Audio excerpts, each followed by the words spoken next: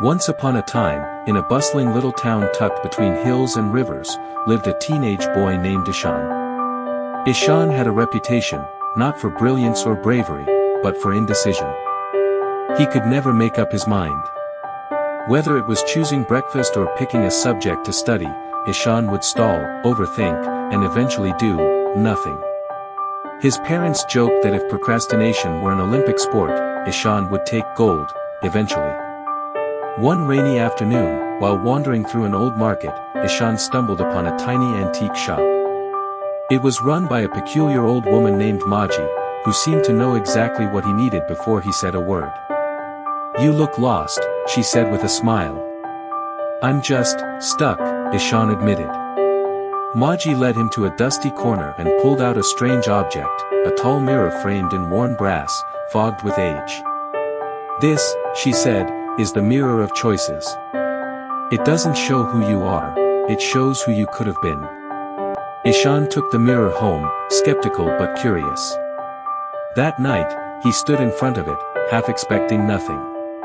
But the moment he hesitated on his decision to apply for a college competition, the mirror shimmered and showed a version of himself confidently speaking on stage, surrounded by applause. The next day, when he skipped a morning run out of laziness, the mirror showed a healthier, stronger version of himself jogging through the sunrise.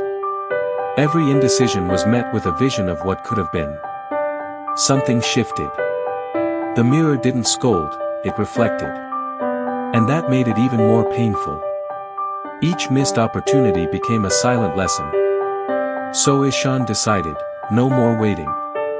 He started small, waking up on time, tackling assignments early, even joining local events. The mirror began showing smiles, friendships, achievements, not just what could have been, but what now was. He learned that every choice was like a brushstroke in a painting. Delay too long, and the canvas dries blank. Years passed. Ishan grew into a confident, capable young man.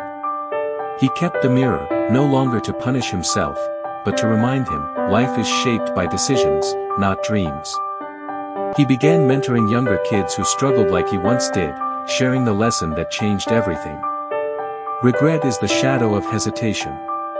Don't wait for clarity, create it. In the end, it wasn't the mirror that changed Ishan.